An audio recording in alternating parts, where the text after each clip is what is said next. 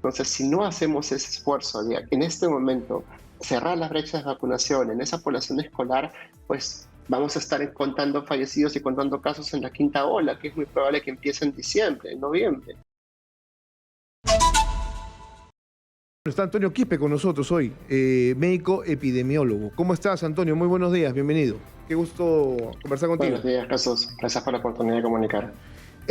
A ver, creo que es positivo el tema de que ya no utilicemos mascarillas y que esto sea optativo, ¿no? Hay personas que la quieren dejar y hay otros que no, y eso se tiene que respetar. Y a mí me vino la pregunta que seguramente a todo el mundo se le ha ocurrido. Ya podemos estar hablando del fin de la pandemia, porque lo que yo le he escuchado al ministro es decir que en los próximos 2 meses o mes y medio, o en las próximas semanas, quiero ser exacto en ese aspecto, próximas semanas, podríamos ya estar anunciando el fin de la cuarta ola. Bueno, decir tres cosas, ¿no? Primero que la cuarta ola ya acabó. Es una cosa que se mide en términos de casos y fallecidos. Y si uno mira las curvas de casos y fallecidos en el Perú, pues ya estamos en los mismos niveles que tuvimos antes de la tercera ola. Entonces, respondiendo a tu pregunta, ¿la cuarta ola ya acabó? Sí, ya acabó, efectivamente. El riesgo epidemiológico es bajo y producto de ese cambio de riesgo epidemiológico es que correspondía levantar las medidas. El problema es de que el Ministerio de Salud lo ha hecho por una presión de la sociedad civil y lo ha hecho sin mayores pautas, sin un plan de salida, manteniendo un estado de emergencia que no se justifica y haciéndolo al caballazo, ¿no? Entonces quedan muchas preguntas como Bueno, que en las comunicaciones que acaban de sacar dice, por ejemplo, que todavía se mantiene el uso de mascarillas en espacios cerrados no ventilados. La pregunta que se hacen todos los directores de los colegios, todos los directores de supermercados, todas las personas que trabajan en un ambiente cerrado es, oye, ¿mi ambiente es o no es un ambiente sin ventilación? ¿Tengo que usar mascarilla o no tengo que usar mascarilla? ¿Por qué? Porque no ha salido una guía, una pauta, un documento siquiera que sirva a los tomadores de decisiones para tomar esa decisión, ¿no? Entonces, en la práctica, como muchas medidas que se toman en esas circunstancias, pues la reacción de la comunidad es, se levantó el uso de la mascarilla y ahora tienes dos poblaciones muy marcadas, ¿no? claro, Aquellos que todavía quieren seguir usándolas, que según última encuesta fue un 70% de las personas, y eso representa un problema. ujú, ¿Por qué razón? Porque tienes que salir a comunicar, tienes que salir a sensibilizar a las personas y explicarles y educarlas sobre por qué es importante que dejen de usar de mascarillas y por qué es importante que aquellos que la necesitan sí tienen que seguir usándola. Por ejemplo, si tienes tos y estornudos, ponte la mascarilla por el amor de Dios, pues deja de contagiar a los demás. Es una medida de civismo, es una medida de civilidad, es una lección de claro. países asiáticos que fueron los mejor preparados para la pandemia, etcétera, etcétera. Y eso va más allá de la COVID, ¿no? Eso se tiene que también estandarizar, por ejemplo, para una gripe, ¿no? Alguien que viene de una gripe tendría que utilizar la mascarilla. Bueno, esto es ciertamente opcional. Tú bien claro lo estás diciendo en función de una estadística. Yo lo percibí en el colegio de mi hija en los últimos días, cuando yo le pregunté a la directora, señora directora, tengo un problema con mi esposa no quiere quitarle la mascarilla a mi hija, la siguen mandando, pero también estoy viendo que todo el salón sigue con mascarillas. Bueno, los papás no le quieren quitar las mascarillas, pero si hay esa posibilidad, esa libertad de hacerlo, bueno, que todo el mundo está completamente contrariado. Pero como tú bien dices, ese es un tema de educación. Ahora, ok, tenemos fin de cuarta ola, pero ya podríamos hablar fin de la pandemia, como lo han venido señalando algunas autoridades a nivel mundial. Joe Biden la semana pasada decía que ya en Estados Unidos ya no hay más pandemia. Entonces, aquí podríamos también avisorar que eso podría pasar y anunciar más adelante que la COVID-19 como tal deja de ser una pandemia para ser un mal endémico estacional. No, mira, los que estudiamos las pandemias y los que hemos sido entrenados específicamente en su control, pues entendemos de que como tal no existe un fin de la pandemia. Lo que pasa es como si fuera una ola, ¿no? Tienes un pico de la pandemia, está baja y lo que queda es entrar en la fase de la post-pandemia. ¿Por qué es importante reconocer cada fase de la pandemia? Porque cada una va amarrada a una serie de actividades. ¿Qué se tiene que hacer en post-pandemia? Pues primero que nada, sacar lecciones aprendidas, que es algo que todos los directores regionales y todas las direcciones de DIRESA deberían estar haciendo en este momento. Reunir a su personal y sacar lecciones de lo que ellos mismos han aprendido para no volver a repetir errores del pasado. Lo segundo es entrar en la fase de rehabilitación. hay muchísimas personas en el Perú que están subiendo las consecuencias de haber tenido COVID-19 y están viendo no solamente su riesgo de mortalidad incrementado, su riesgo de obesidad incrementado, su riesgo de padecer trastornos de salud mental, neurológicos, respiratorios, etcétera, y etcétera. Y uno puede ver ahorita los hospitales llenos de esta gente. ¿Por qué razón? Porque justamente haber tenido COVID incrementa tu riesgo a tener estas enfermedades. Y por último, el tema social, ¿no? Que es esto que tú mencionabas hace un momento, ¿no? Ese miedo que existe a quitarse las mascarillas es un problema en sí que tenemos que empezar a combatir, sobre todo aprovechando esta oportunidad que tenemos para sensibilizar a las personas sobre cómo se transmiten las enfermedades a través de aerosoles. Entonces, salir a comunicar a los colegios y que no pasen absurdos como estos de que tienes a toda una tribuna de autoridades sin mascarilla y a los niños marchando con mascarilla. O sea, cosas así que son absurdos en sí mismos, que son tan evidentes, pero que justamente responden a estos miedos en los cuales los papás no usan mascarilla para el trabajo, pero mandan con mascarilla a sus hijos al colegio. O sea, ese tipo de Exitosa. mentalidad y ese tipo de mala información se combate precisamente con campañas de comunicaciones, con una sensibilización y entrenamiento a los docentes, etcétera, y etcétera, ¿no? Y poco a poco entrar en esta fase de nueva normalidad que es gracias a qué, gracias a las vacunas. Entonces es importantísimo que aprovechemos este momento para cerrar brechas de vacunación y este relanzamiento de la campaña de inmunización regular, que es vital para el país, porque en todos los indicadores de vacunación estamos pero por los suelos, estamos en una Sí, crisis que en tema de polio no vamos a cerrar el año con 70% de cobertura. En ah, tema de DPT tampoco. ajá. Y otra serie de vacunas que son indicadores de que también va en vacunación, pues estamos mucho peor que antes del 2019. Sí, claro. Entonces, en la práctica, muchas enfermedades van a empezar a volver a reemerger o muchas enfermedades van a volver a surgir cuando las teníamos controladas producto de esta caída de los esquemas de vacunación regular. Entonces, toda esta oportunidad que representa esta fase de la pospandemia es una oportunidad maravillosa que como país volvamos a recuperar esos niveles de cobertura, volvamos a proteger a nuestra población, nosotros como ciudadanos aprendamos a usar la mascarilla cuando tengamos síntomas, a poder recurrir a un sistema de salud que nos dé una atención de calidad cuando la necesitemos y así sucesivamente, ¿no? Pero esa fase de rehabilitación requiere un liderazgo del Ministerio de Salud, requiere una inversión importante y requiere por fin invertir en atención primaria, que es algo que adolecemos y que tanto nos ha costado durante la pandemia y ahora en esta fase de la pospandemia. Bueno, es un todo, ¿no? Es básicamente integral. Ahora que estás hablando de la vacunación, algo que no lo tengo muy claro y seguramente tú. Yo leí que hay hasta este momento casi 20 millones de peruanos con las 3 dosis, ¿no? Recomendadas para COVID-19. Y me preguntaba, ¿y qué pasa con el resto, no? Porque es que no se está incidiendo en casi esos 13 millones Exitosa. sobre los que no se sabe cuáles se han cumplido con la vacunación, ¿no? Total, las 3 dosis recomendadas. ¿Cómo va la población infantil? ¿No? Porque hay muchos padres que también han sido muy reticentes a vacunar a sus hijos. Y lo otro es que sí me gustaría que en algún momento el Ministerio de Salud o las autoridades nos hagan un balance de cuántas vacunas tenemos hasta este momento, ¿no? Y cuántas se van a terminar perdiendo si es que no se produce al menos una campaña efectiva de vacunación en los próximos meses. Porque esas vacunas que no se están utilizando, es vacunas que se pierden, pero no solamente es eso, es dinero que hemos nosotros pagado para que estén a disposición de cada uno de nosotros. No, y en efecto, ¿no? Ya que hay que hablar del fracaso de la vacunación escolar, ¿no? Si uno mira las brechas por grupos etarios, observa que la brecha de segundas dosis en menores de 12 años, que son de 5 a 11, pues es superior al 40%. Si uno mira la brecha de tercera dosis de niños de 12 a 17, es mayor del 60%. Entonces, estamos hablando de un grupo etario enorme en el cual la campaña de vacunación ha sido un rotundo fracaso.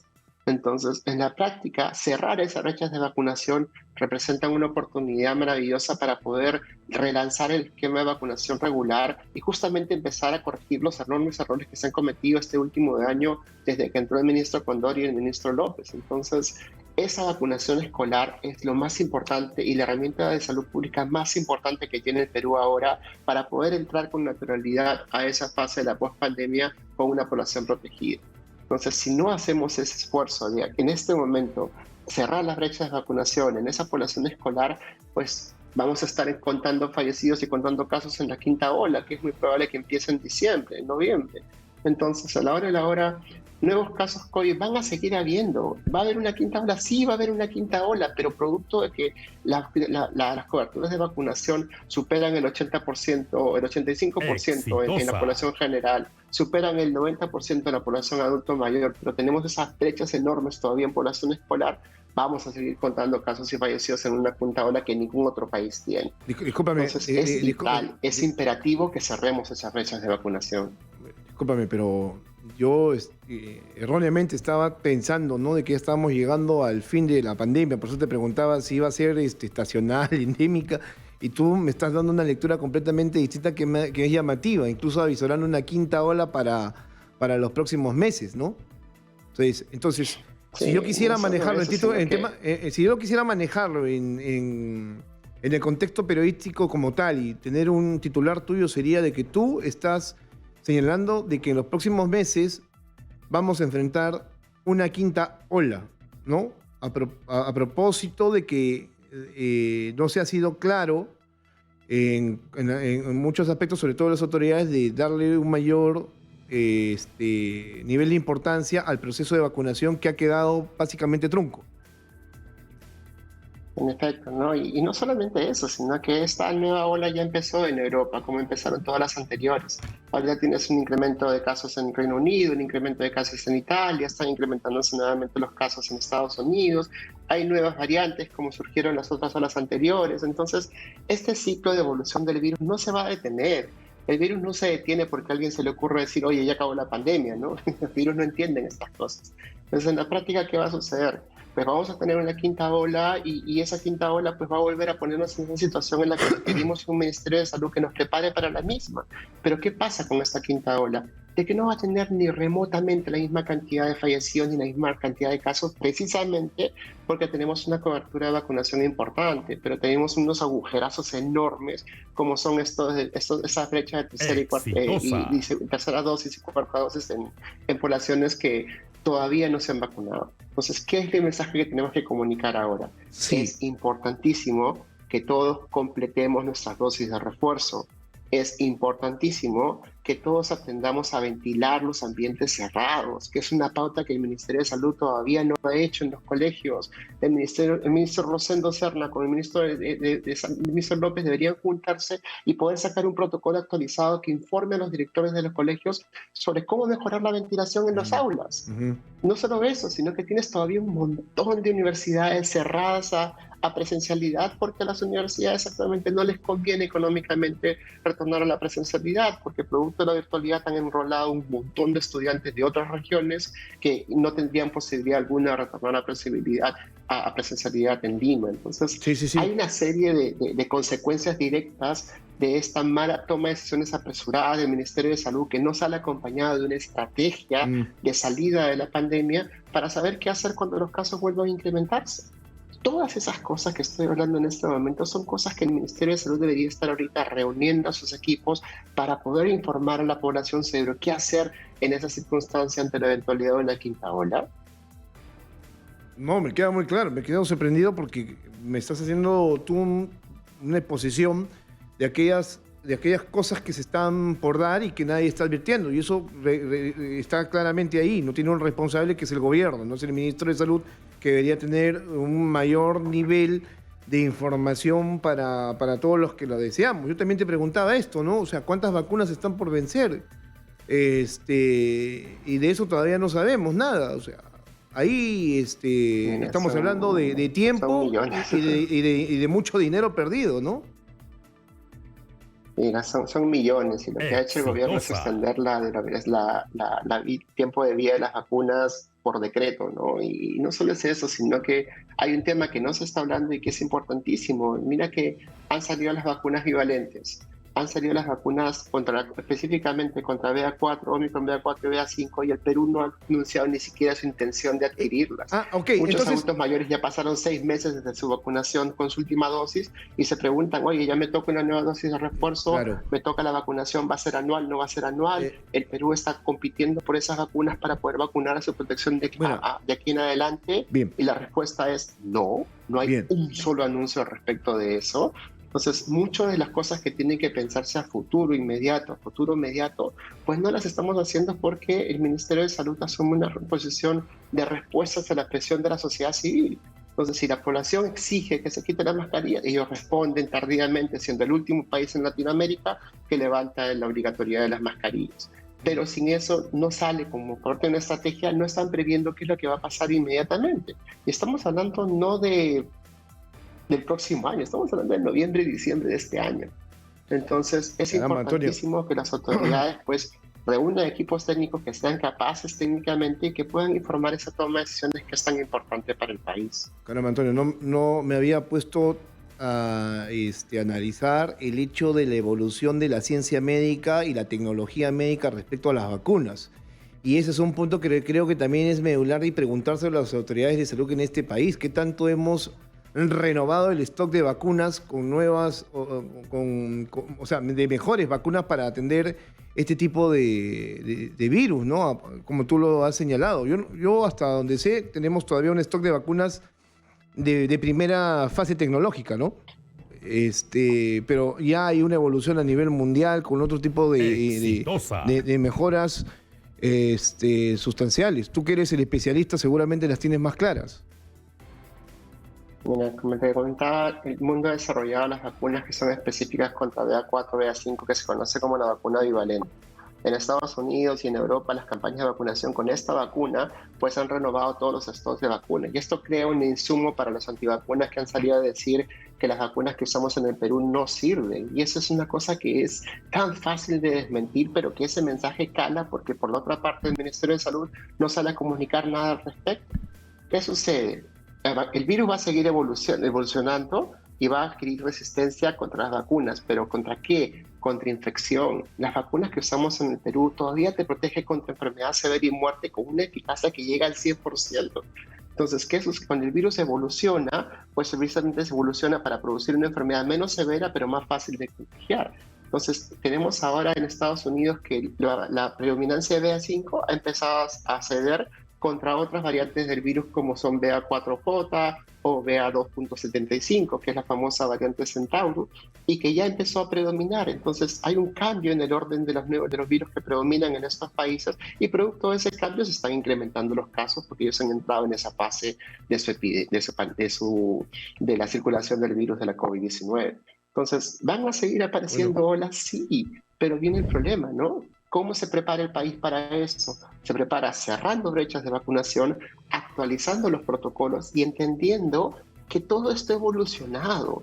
Es muy probable que en una quinta ola no tengamos la necesidad de nuevamente recurrir a usos mandatorios de la mascarilla para prevenir los casos, que solamente estemos obligando a las personas que tienen síntomas a utilizarlas. ¿Por qué razón? Porque esta cobertura de vacunación, que si aprovechamos el tiempo que tenemos de aquí a diciembre, encerrar esas brechas, nos van a poner en un mejor momento de preparación para enfrentar esa quinta ola. De ahí que es muy fácil pronosticar que la quinta ola va a ser la ola de los no vacunados, porque precisamente aquellas personas que no tienen esa protección de las vacunas son las que van a sufrir los casos severos y probablemente fallezcan con una enfermedad que sería completamente inmunoprevenible, que es: puedes protegerte con las vacunas, tú decides no vacunarte, te expones a sufrir enfermedad severa y muerte innecesariamente. Pero ese mensaje, si no lo combatimos, si no protegemos a nuestra población de esos mensajes de desinformación, pues caemos en ese círculo vicioso de seguir teniendo olas mortales que otros países no van a tener. Antonio, muchas gracias por estar esta mañana aquí con nosotros en Hablemos Claro en Exitosa. Creo que nos has dado bastante luz respecto a lo que está pasando con la pandemia y no pasa solamente por dar anuncios que para la mayoría parecerían positivos. Creo que aquí hay que empezar a ya informarnos correctamente de lo que está sucediendo en el mundo y cómo es que avanzan los virus. Contra la naturaleza uno no puede ir, solamente tiene que tratar de estar preparado, ¿no? Y la forma de hacerlo frente a un virus, en este caso, es justamente informarnos. Es lamentable que seamos tan ignorantes en ese aspecto, pero sobre todo que nuestras autoridades estén demostrando esta falta de seriedad para algo tan delicado como esto, que además ha causado vidas durante los últimos 2 años durante la pandemia. Un fuerte abrazo, Antonio. Muchas gracias. Fuerte abrazo, cuídense mucho.